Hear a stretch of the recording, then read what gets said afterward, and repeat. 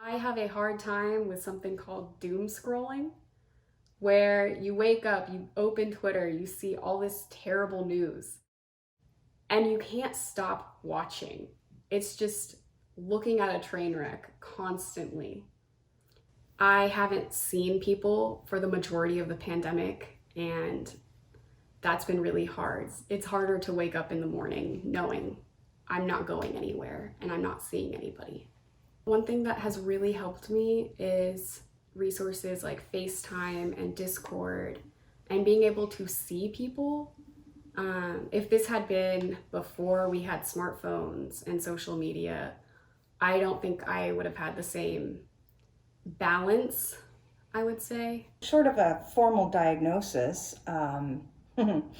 it's been hard. We have a son who is in Vancouver, Canada now, studying, doing a master's program, and it's been tough. We haven't seen him since last June when he left Texas, and we're looking forward to being able to go, either him come out of Canada to be able to go back into Canada, or for us to travel into Canada to go visit him. I don't use Instagram or Twitter or any of the other Snapchatty type things. So really the only social media outlet I use is Facebook. And yeah, definitely I have a lot of friends in Canada, friends throughout Texas, in different states, and that's one way to keep in touch. Short of a phone call or a text, that's one way to keep in touch with what they're doing in the world. I find that I do go on Facebook every day. It's a way to fill time that I would have otherwise spent visiting a friend or, going more out in the world.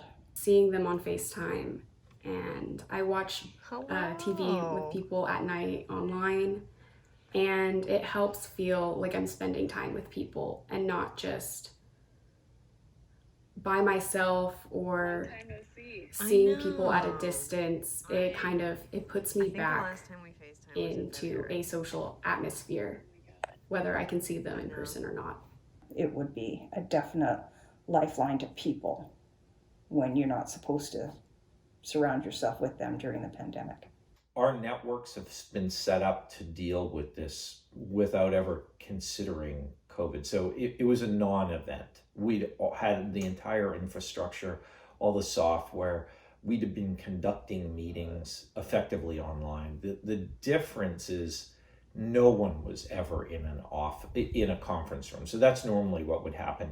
Now everybody is directly dialing, and that was about the only change. It was a couple of weeks and everyone was used to it. Productivity has actually increased, and there's a variety of reasons for that, but pretty much all of us agree there's no separation between work and home. So when do you start your day and when do you end your day becomes quite blurry. So you end up just working more, and if there's no restaurants to go to and other things, then it's just easy to fall into doing more work. We're a company that certainly believes in direct interaction with people, more so than any of the other companies I've ever worked for in my life. So in places where a relationship had already existed, then these video methods are quite good at maintaining them. Spending the rest of my school year online was extremely disappointing because I had just gotten there the semester before, and I feel like I'm missing out on part of the college experience. And it definitely isolated me from classmates and a whole other level of connection that I would have found had I been in class. We only see each other through a screen. You're not sitting next to somebody and walking out the door with them. It's much easier with the people in my major that I've had multiple classes with before and after, and talking about their experiences with them. Where I've had a relationship with a person, has it been strained? Sure, to some extent. But as long as you continue to do these videos on a weekly basis or multiple times per week, it's worked out pretty well. The difficulty is for people who've been hired on, and they have no clue how the culture really works. They have no people they know. That I know is a nightmare. And there are cases where people have left coming in under COVID and leaving under COVID. And I assure you it has to do with the fact that that deeper personal connection has not been maintained. One of the things we do, which has been fantastic, is we FaceTime. It's amazing. It's so much better than a phone call because you can actually physically see the person. That's been a saving grace, really. These things are super beneficial.